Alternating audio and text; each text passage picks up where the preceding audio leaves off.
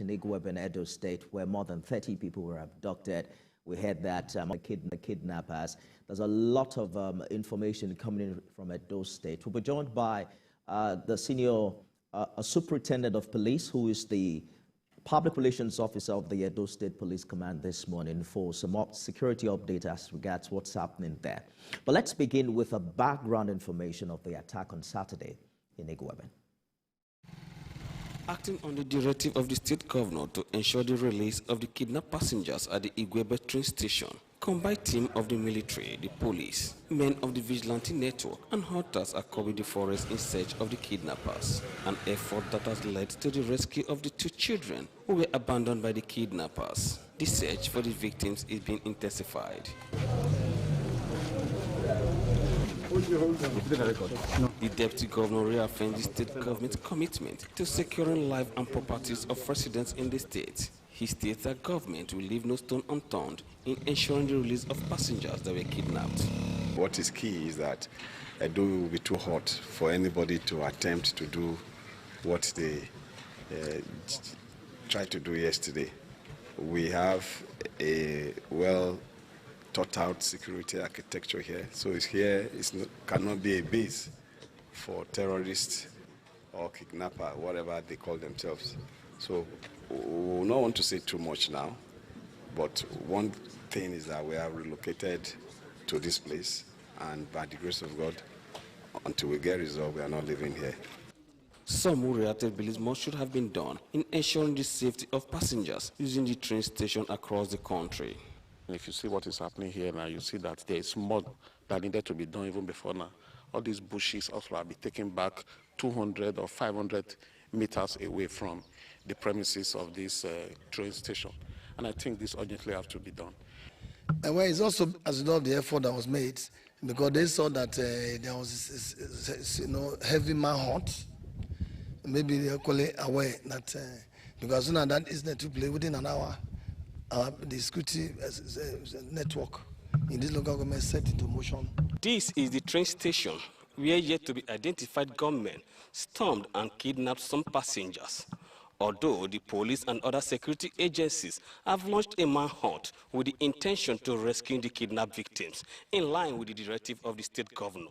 Paul Ezenwa, TVC News, Igwebe, Edo State.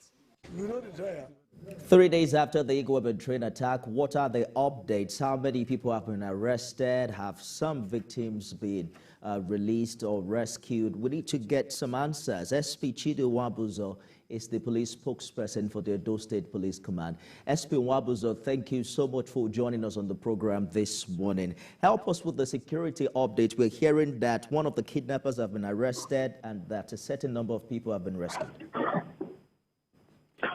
Certainly, that is correct, but I don't want to dwell on that yet. The reason being that investigation is on, and as the good people are listening to this program, so also the bad and ugly are equally listening to the program. And that is why I don't want to undermine police operations by mentioning number of suspects arrested. So let's leave it at that.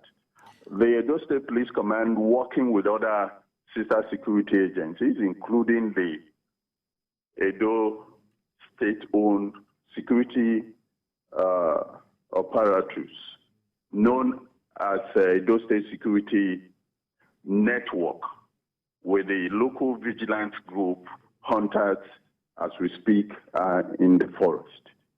They are doing a good job there. And just like you raised one of the achievements recorded about the suspect, these are the things we've achieved so far. And the Deputy Commissioner of Police in charge of investigation has moved his men and his office to Igwebe as we speak. So we are actually on top of the game. And just as we speak, another victim has been rescued, a woman, and be united with the family. We are giving them a very close marching. We are getting close to them. The update for now is not necessary because a lot of things I may want to say to please people for the purpose of this interview may not be necessary, and that may negate the operation we are having there. That is why I don't want to speak much. But I can assure you that the Commissioner of Police Edo State, CP Mohammed Dankwara, had assured the good people of Edo State, citizens, that these people must be rescued, unhurt, and be united with their family. And that is the assurance he has given to the good people of Edo State, and we are working very, very close to that by the grace of God. I understand your cautious approach, SP, and your job as an information manager. It's also important that we put some figures aright and some of the information out there just to balance it with your official position. So you're telling us that some arrests have been made and that some people have been rescued. For instance, it was reported that 6 people have been rescued and that number has now reduced from 31 to 24 or 23 thereabout. Is that a figure you can confirm? Hello, can you come again with that? It's not clear. I said it was reported that some 6 victims have been rescued and that the number has reduced. The number of abducted people have reduced from 31 to 24 thereabout. Is that a figure you can confirm?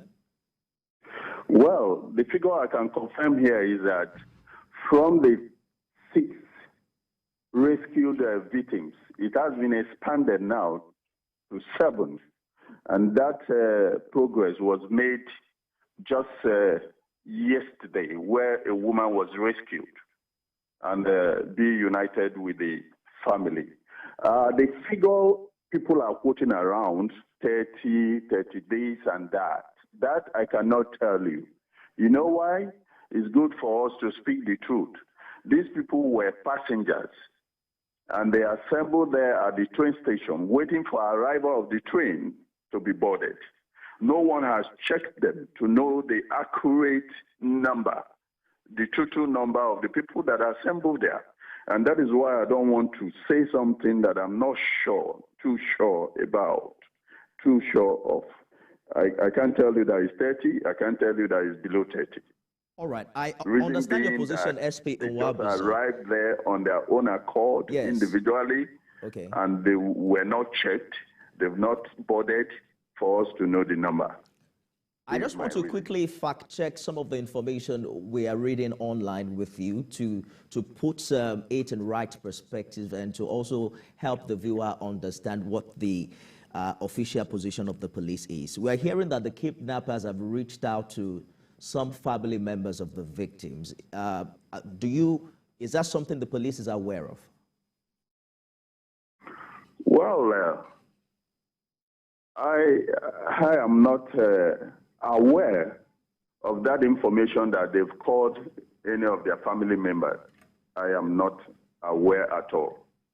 Those in the field, as I speak currently, that is the investigators and the operatives, are here to feed us with this information. And how the press, the journalists. So let's talk about what happened before that particular attack. Eyewitnesses are saying that there were no security, there was no security infrastructure at that particular train station, and that was why the abductors could go ahead with that, that dimension of attack.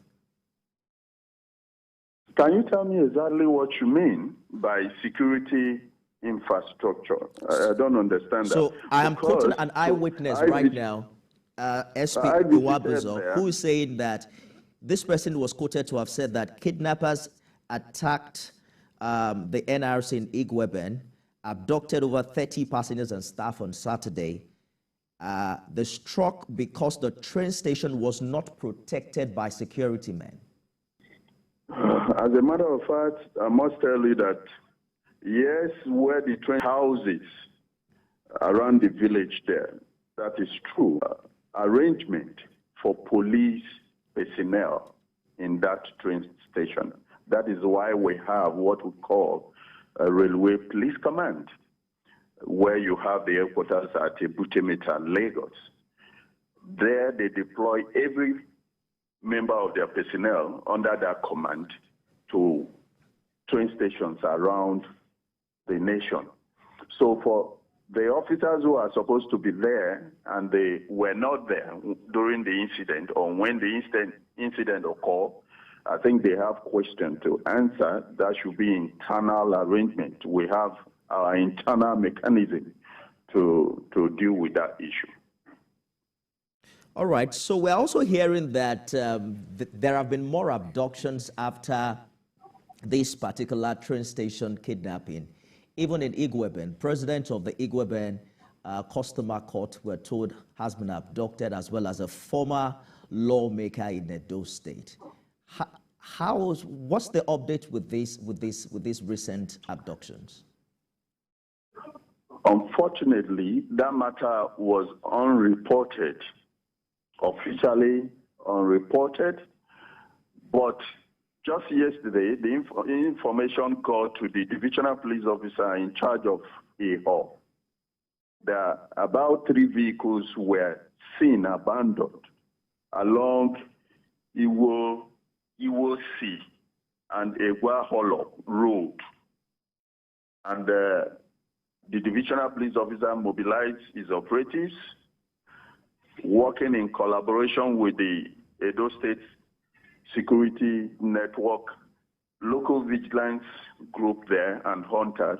They moved to the scene. And actually, when they got to the scene, they saw the 3 vehicles, that there were no occupants of the vehicles.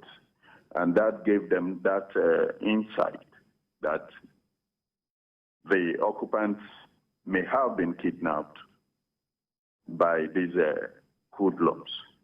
As I speak, the operation of bush combing is currently on concerning that matter. So we are here to know the victims in that so person was adopted, because by the time the divisional police officer and his men got there were no passengers in the vehicles, 3 vehicles they met there. So the report is that there have been 2 high-profile attacks. I mean, 2 high-profile abductions aftermath the train station attack involving a president of the Igweben Customary Court and also a former member of the Edo State House of Assembly. The concern, however, is about the possibility of a coordinated attack, what some people have now called a kidnapping spree in Edo State. How is the police command in Edo responding to that?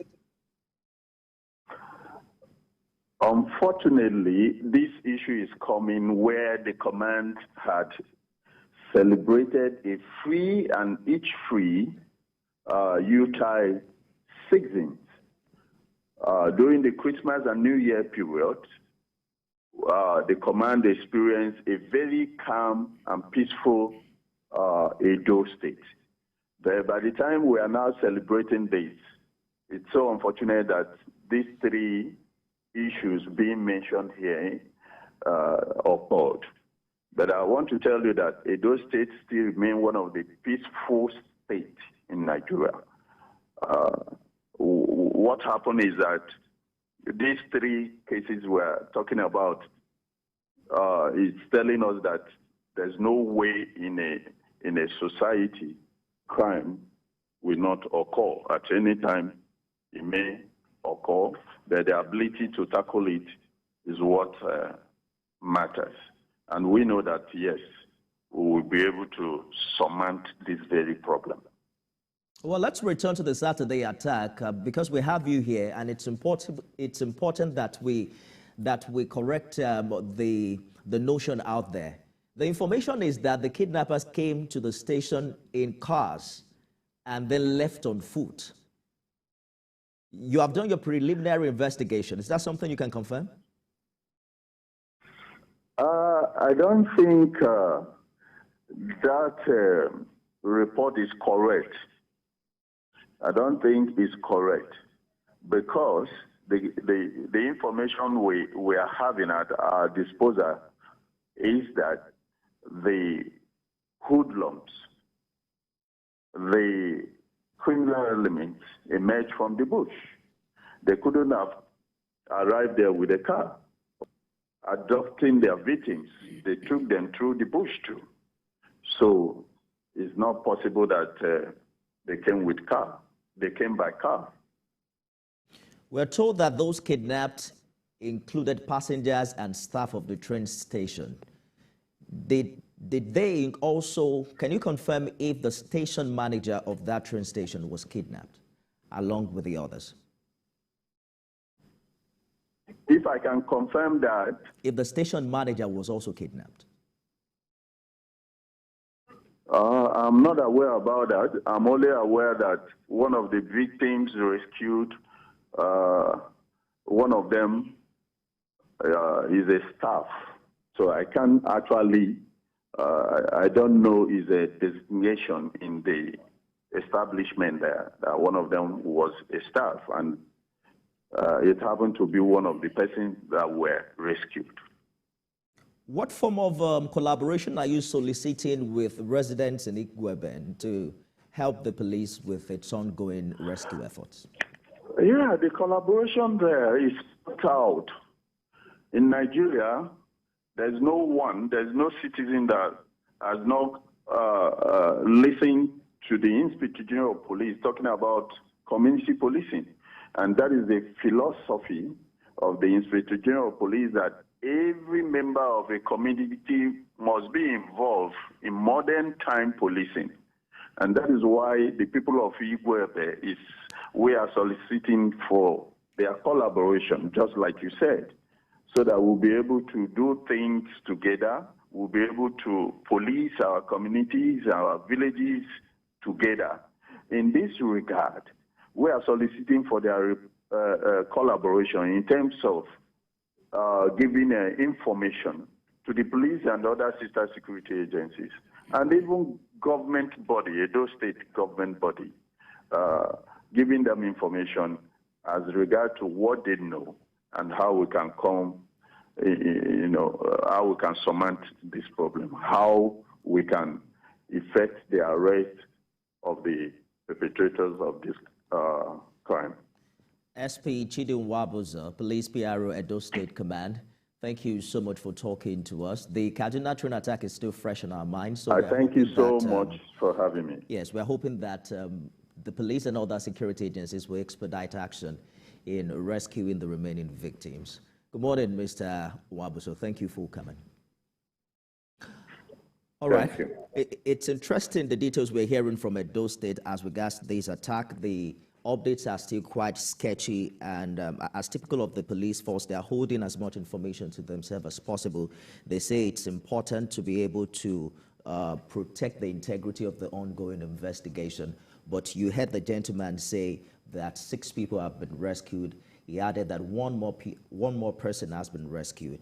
However, I wasn't able to confirm if they were rescued or they escaped, because there are 2 different concepts. If they were rescued, it means that the police force have encountered the kidnappers, and perhaps there's an active rescue operation ongoing. But I'm joined this morning by a lawyer and also a security expert who should know.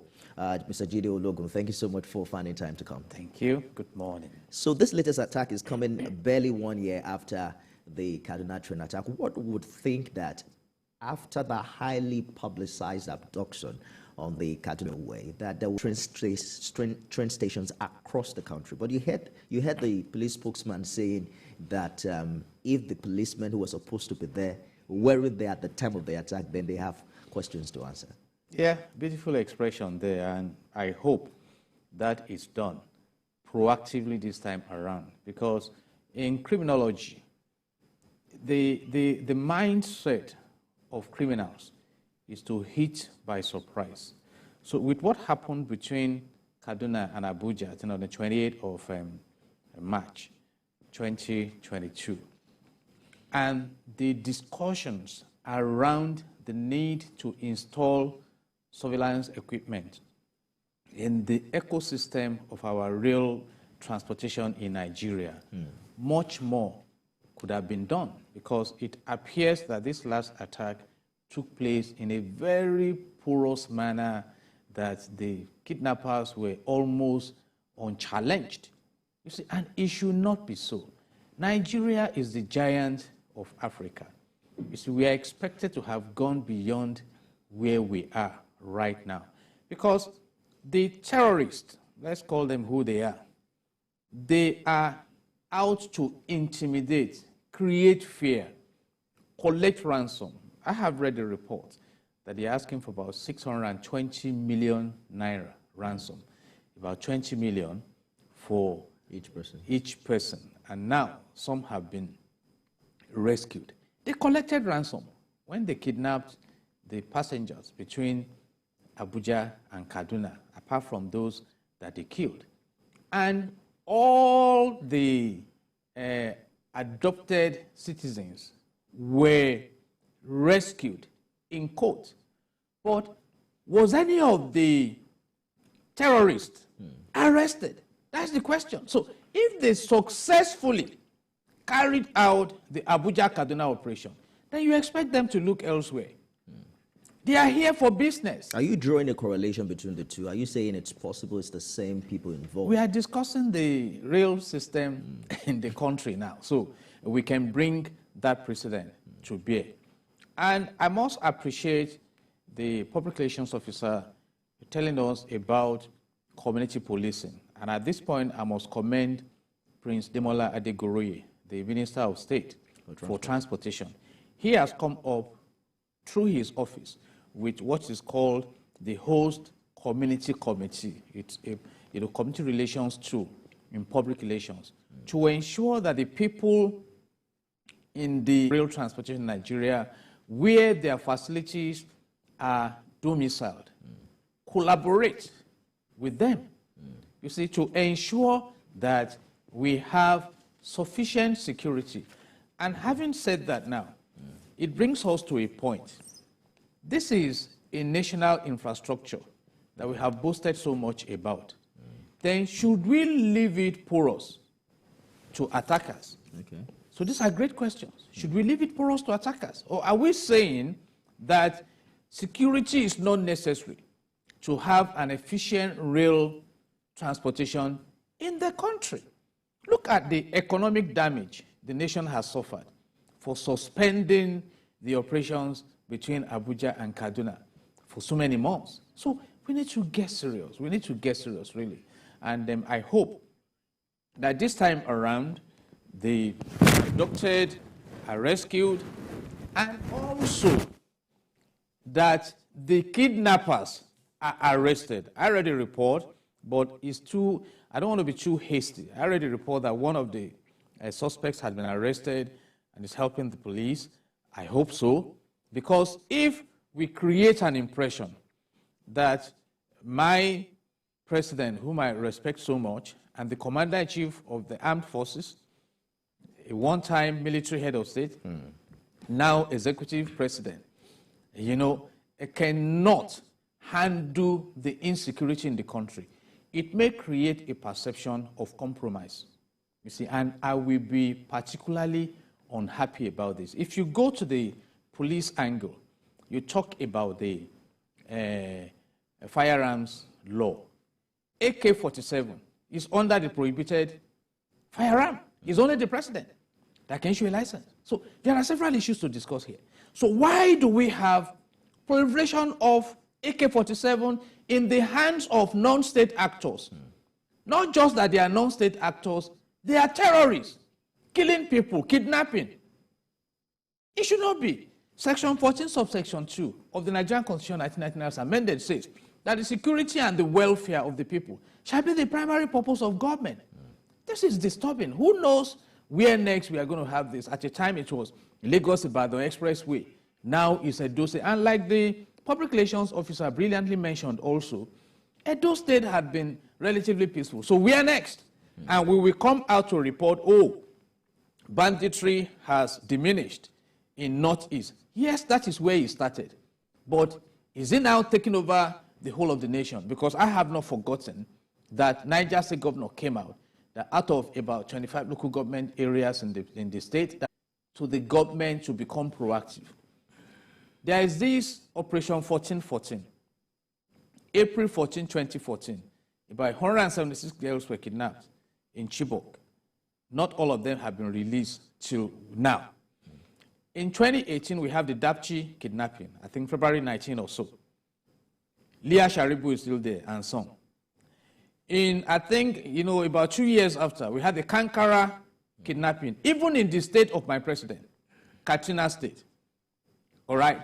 And the Abuja train attack. So where are we going? And we've discussed so much about knowing where these kidnappers are, taking photographs with them, parading the sophisticated weapons they have. At a time, they brought down a fighter jet, reportedly. At a time, they desecrated the international airport premises in Kaduna. At a time, they even defiled part of the NDA premises. So what exactly is going on? Are we now saying that we have a pseudo-government that is parallel to the government that should ensure security and welfare of the people? This is really, really, and it does not portray us on the right side of global branding. A lot of questions to be answered. Let's take a short break. The Edo incident is the first of such attacks, train attacks in southern Nigeria. However, the state has also witnessed some other major criminal activities in the past, including an attack on a prison. You recall that aftermath the NSAS protest, there was a major prison attack in that part of the country. We'll be talking more about this development right after this break.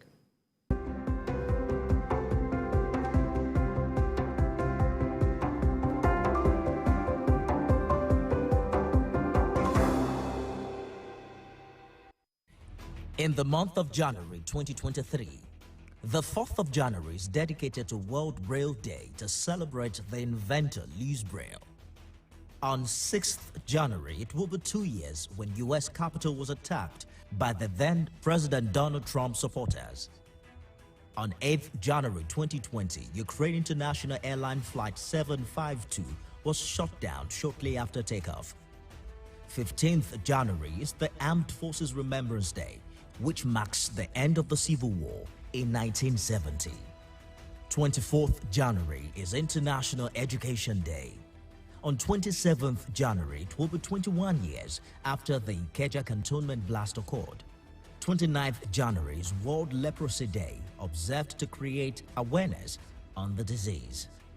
Stay tuned to TVC News as we serve you with reports and analyses on these notable events.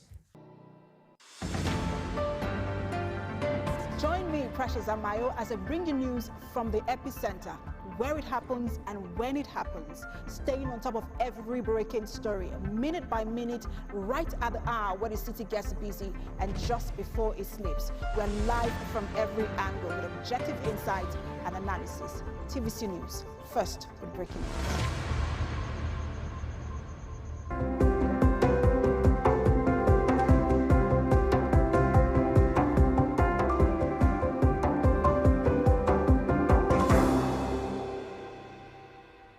Thank you for staying with us. We're talking about the train station attack in Igweb and Edo State. Jide Ologun, lawyer and security expert, joins us on the program this morning. Thank you for staying the course of the program. So an eyewitness, and I think a resident of that particular area, was quoted to have said that the railway station is in the forest. There's no security, no police, no vigilante, and they are at the mercy of God. The station is in Igweben town, just about 1.2 kilometers away from Igweben General Hospital.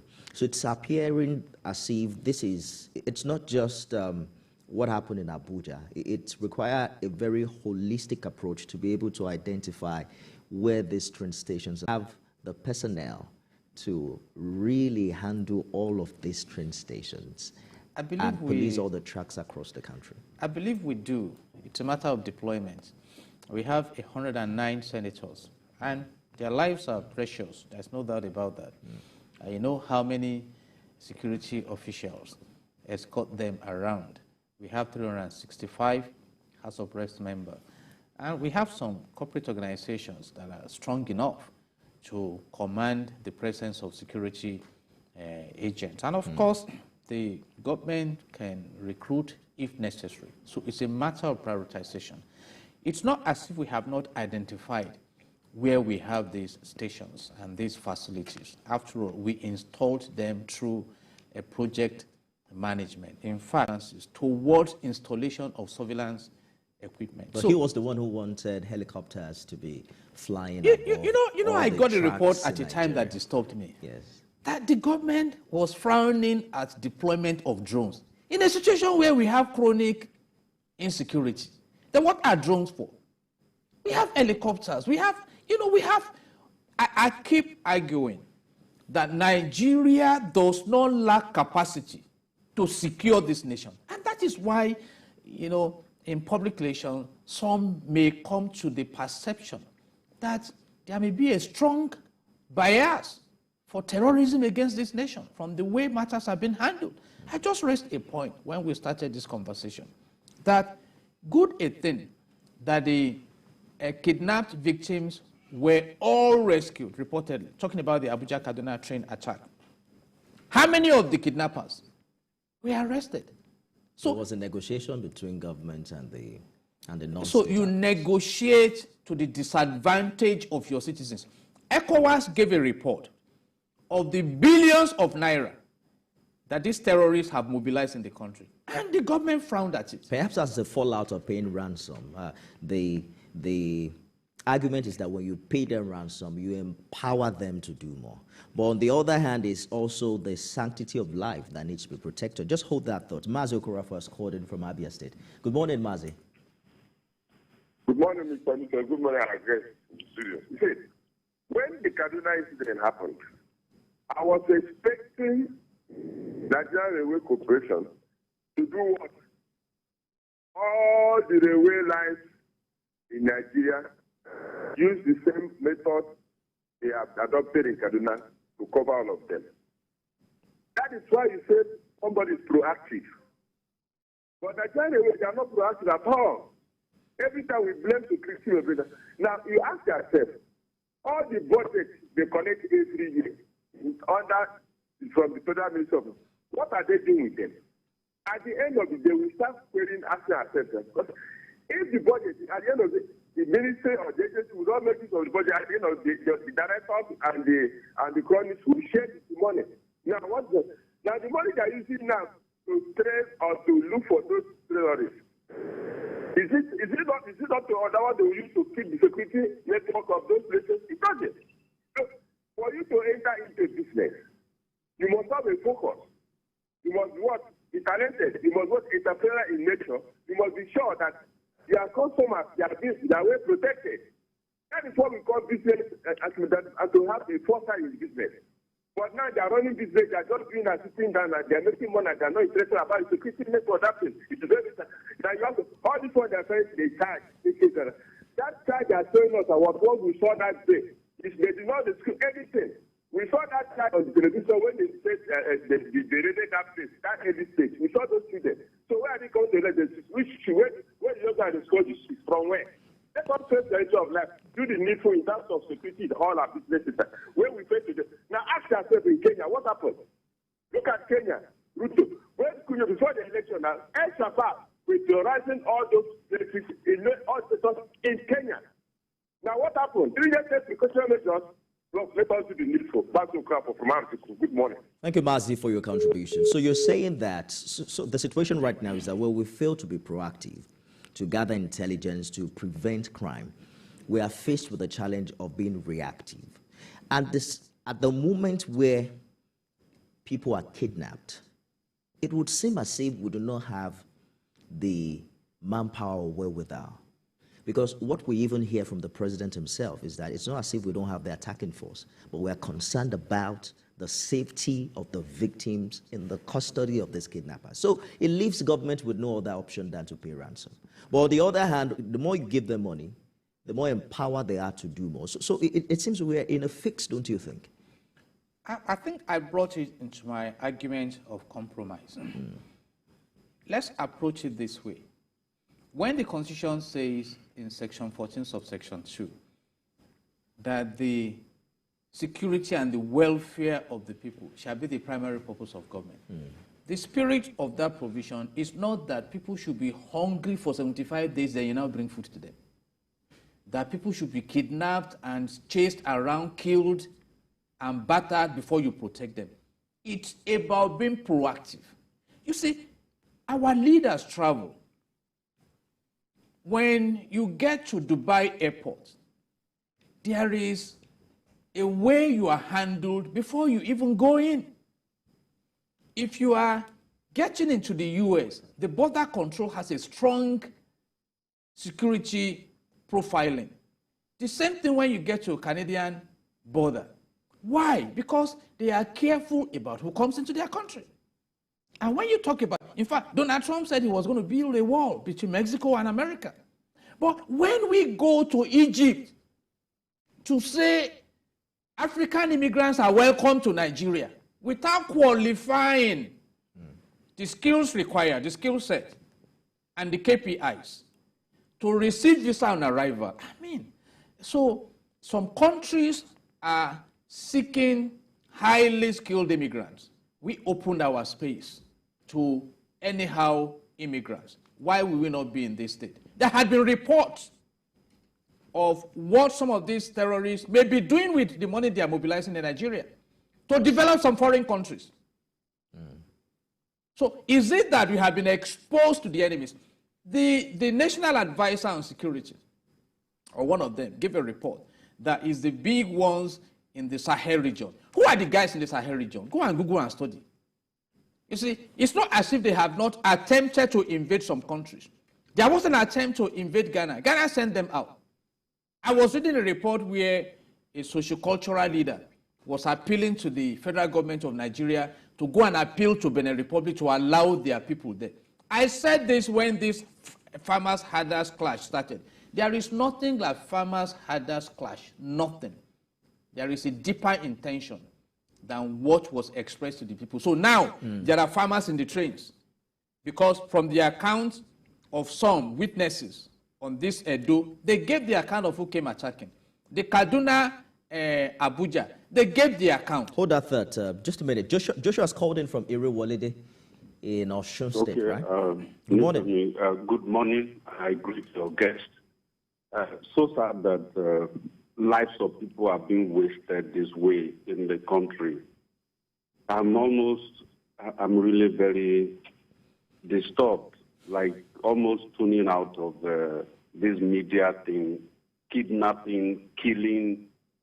It's bad for us that human life is now reduced to nothing. I think I would hold government squarely. Government has monopoly of security. They hold the guns. We, the citizens, don't have guns. They are the ones that know where guns come from and where they go to. We are not licensed to carry guns. We are helpless. Government is playing lip service to community policing. Now, we don't have effective structures for community policing. I have situations in my local community where we are trying to at least prevent ourselves from being invaded. And then it is government law that says, don't put, even in an estate, don't put a gate in your estate so that you will become invaded. These people will come, heavy equipment, and overwhelm everyone. No police, nothing. I hold government squarely responsible for all this, and it is sad. They should do something and stop wasting people's lives. Thank you, Nifemi.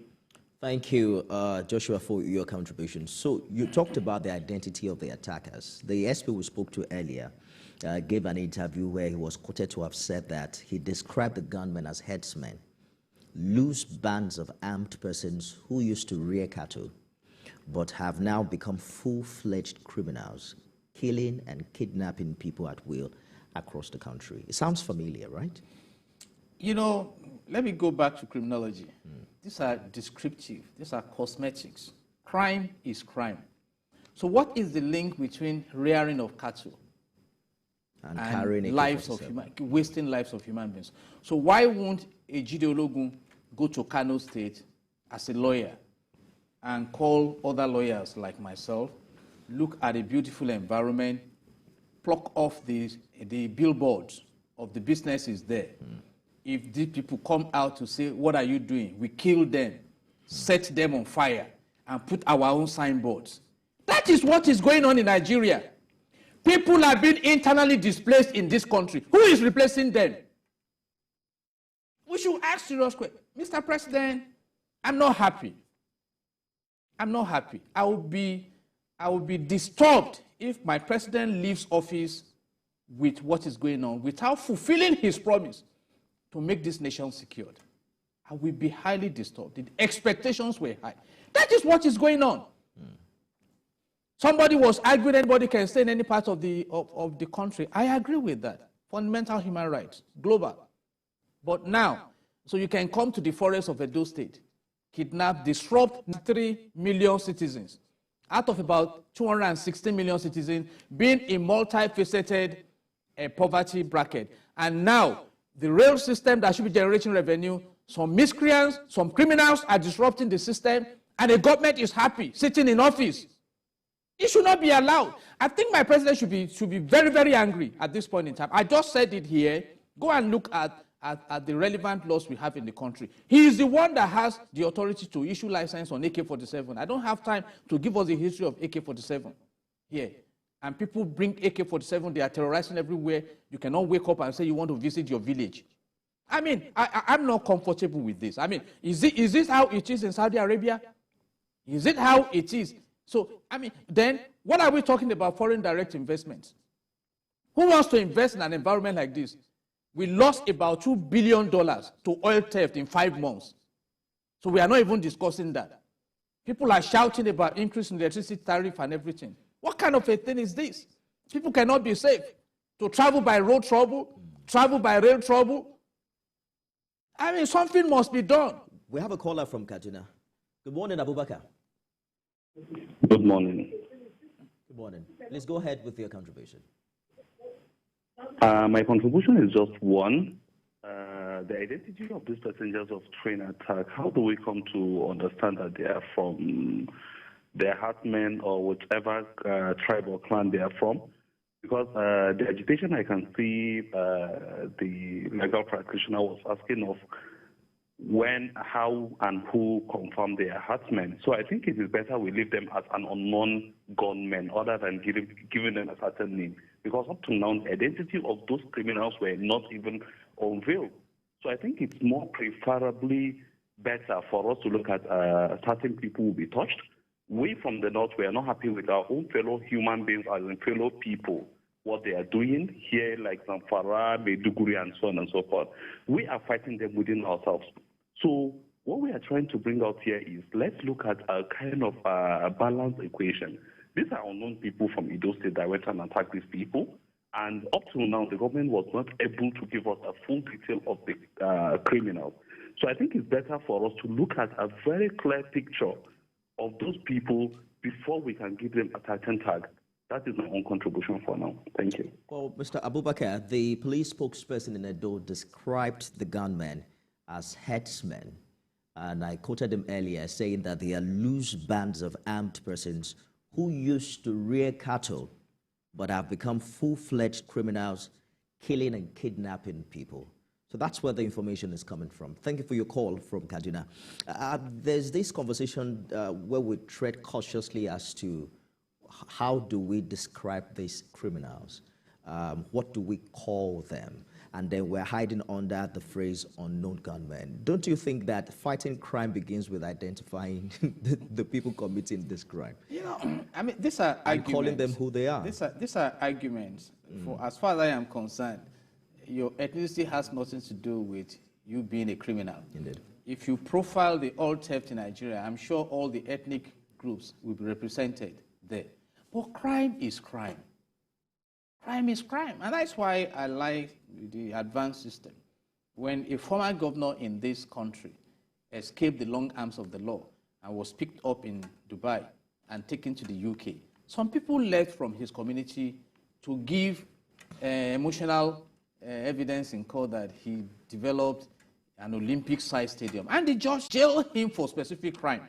Yeah, you can see a Nigerian that is being held in the UK now. He's a honorable here, but he has questions to answer there. So whether it's a Yoruba man or whatever, I'm not bothered about those descriptions. You see, this country belongs to us. Let me ask a simple question for those who love Nigeria. Some of us have been speaking. There were things we have taken as custom against the Constitution. At a time in this country, some people could move around with dagger. It was like part of their fashion. We were talking about Almanjiri. Now we are talking about bandits. So where next? Let me hold you for a minute. We have a caller from Benin. Good morning, Michael. Yeah, good morning, sir.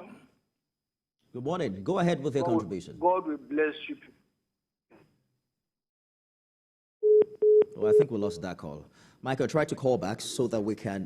but when you were talking about the efforts of Mr. President and how the Constitution has given the responsibility for protection of lives and the welfare, largely to the leadership, what about the Nigerian system and the structures as they currently are? Because many are saying that until we amend the Constitution, to allow for state and community policing as the first line of security, then there is little that the president himself can do. I dropped that on the table of the National Assembly. Section 4 of the Nigerian Constitution, 1999 as amended, says that the National Assembly shall make laws for the peace, the order, and good governance of Nigeria. You see, so if we have come to the point where this state policing has been so overflogged, and we are having inefficient security in the land, and let them be, they have said it, some of them will not return in 2023 because they didn't make it at primaries. We are all coming back to the society. It's to confront what we are confronting. And I know the governance system so well. When you are in office, you are exalted. You may have 17 security agents following you around. The moment you step out of office, many people will not even remember your birthday. Then the reality. And that's why we are driving this advocacy. Develop this country. Develop it. Crude oil that we fight over does not speak any language. You know what I mean? I just asked the question now. Are we saying that when we profile the oil thieves, they are from one ethnic group? No. Are we now saying it's one ethnic group that is in the National Assembly? No. It's just a matter of priority. Security is sacrosanct. When God created the Garden of Eden, the first thing he did was security. And he instructed the occupant. He made laws for them. And when they fouled, when they ran foul of the laws, he took them out. So we have laws. When we even talk about the Constitution, fine, on some fundamental issues like state policing, control of resources, regionalism, and things like that, fine. But go and read, please. I'm appealing to our audience. Read section 14 to section 18 of the Nigerian Constitution 1999 as amended. You'll be amazed that if those provisions have been implemented up to 40%, Nigeria should be the third richest country in the world. There are nice provisions there. But do we implement our laws? We were told that about 400 sponsors of terrorism have been identified. Who are they? Which courts are they being prosecuted? We have to go now. Let's just take one last call. Ada, you have 30 seconds. Hello, listen, yes, listen and guest. Mr. Ada calling from the Plateau State. Let me tell you something. We're not proactive. Bushes everywhere. Did you look at that railway station? When the Kaduna Oath happened, I knew it would happen again. And it might happen again. I'm not wishing it, but it might happen. We are under police. And the National Assembly didn't do anything about it just because of President Buhari said it wasn't an option. They killed it. Idea. So I can't wait for 26th February. Let us go and vote wisely and get people who will come there and look at national issues from a national perspective, not by primordial statements. This security will continue the way it is continuing. You know, every day people are being killed here and there, and the media. And I think people should be careful when you want to report. You know, make sure you get the facts before you start reporting. I don't know why most people are in a hurry to report. All the time, let's not do about this country. Shall be well. Thank you, Ada, for your contribution. So. By the way, INEC has cautioned that insecurity will disrupt the elections. And I hope this is not the conclusion of predictive analysis, because I have said it, that insecurity may become a tool to dislodge the 2023 election. So whatever the case may be, like, help this nation. deliver on this mandate. The security of one is the security of all. Absolutely. Good place to leave it. Jide Ologun, lawyer, public affairs analyst, and security expert. Thank you for joining us this morning. I like the fact that you establish the truth that criminality has no ethnic or religious coloration to it. Crime is crime, and we're hoping that the residents in Igweben will join hands with security agencies in their search and rescue efforts and also bring those kidnappers to book. I am Nifemi Oguntoye. We'll continue the conversation online. See you again tomorrow. Good morning.